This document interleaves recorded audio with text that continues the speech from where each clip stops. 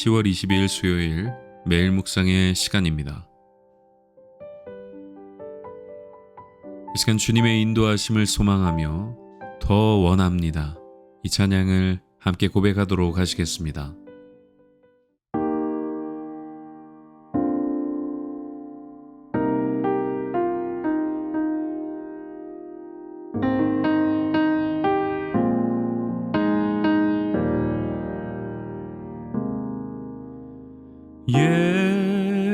예수 사랑합니다.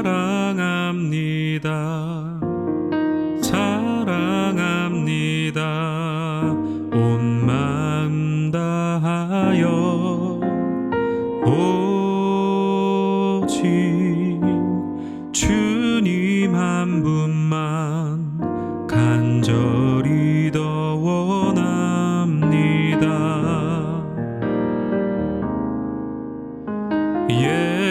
예수 사랑합니다.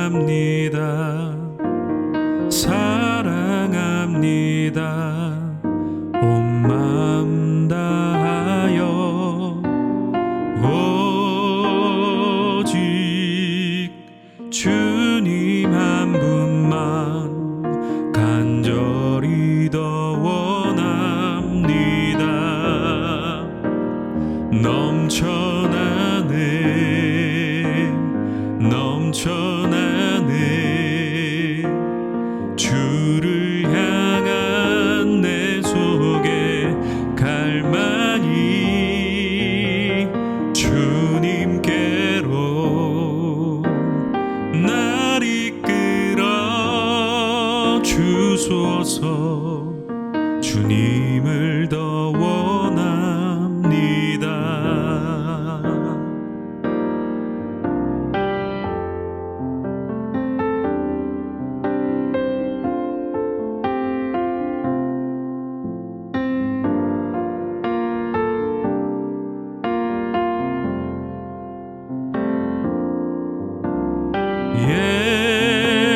예수 사랑합니다. 사랑합니다. 온 마음 다하여 오직 주님 한 분만 간절히 더 원합니다. 넘쳐나네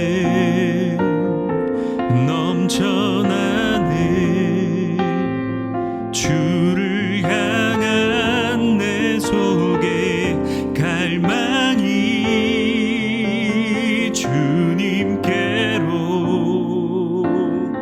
날 이끌어 주소서. 주님을 더 원합니다. 넘쳐나네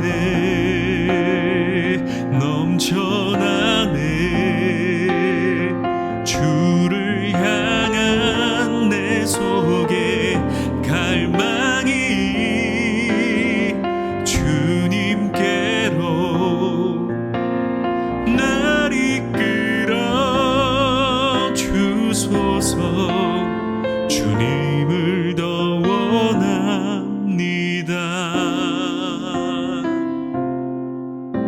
주님을 더 원합니다.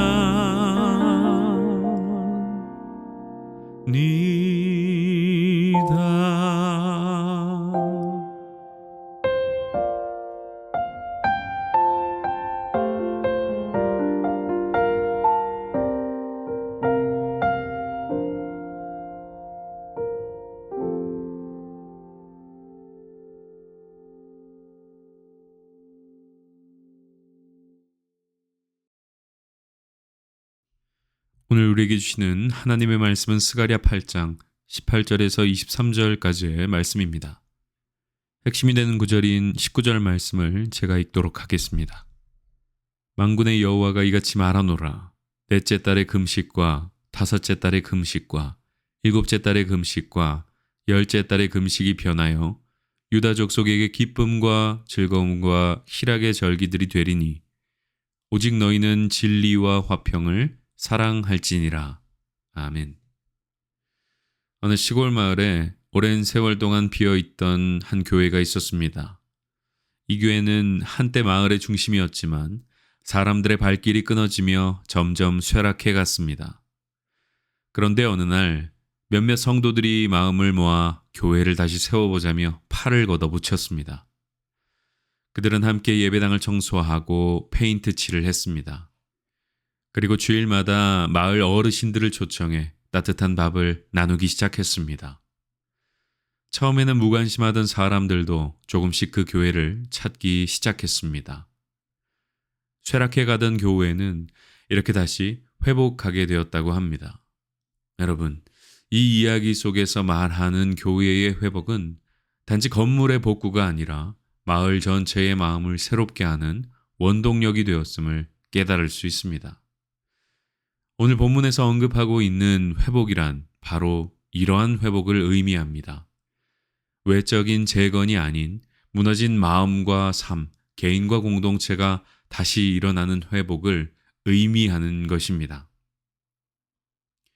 당시 이스라엘은 바벨론 포로에서 돌아왔지만 현실은 여전히 황폐했습니다. 성전은 겨우 재건 중이었고 백성들의 마음에는 여전히 죄와 악, 두려움과 회의가 가득했습니다. 바로 이때 하나님께서는 스가랴를 통해 새로운 약속을 주셨던 것입니다. 앞서 읽었던 본문 19절의 말씀을 보면 금식의 날을 기쁨의 날로 바꾸시겠다고 말씀하셨음을 발견할 수 있습니다. 이스라엘 백성은 바벨론 포로 시절 4번의 금식절을 지켰습니다. 성전이 무너지고 예루살렘이 함락된 날을 기억하며 슬퍼했던 것입니다. 그런 의미에서 이스라엘 백성들에게 금식은 회개와 절망의 상징이었습니다. 그런데 그런 아픔과 상처의 날을 하나님께서는 기쁨의 날로 바꾸시겠다고 말씀하신 것입니다. 우리는 이 말씀을 통해 독특한 하나님의 회복의 방식을 깨달을 수 있습니다.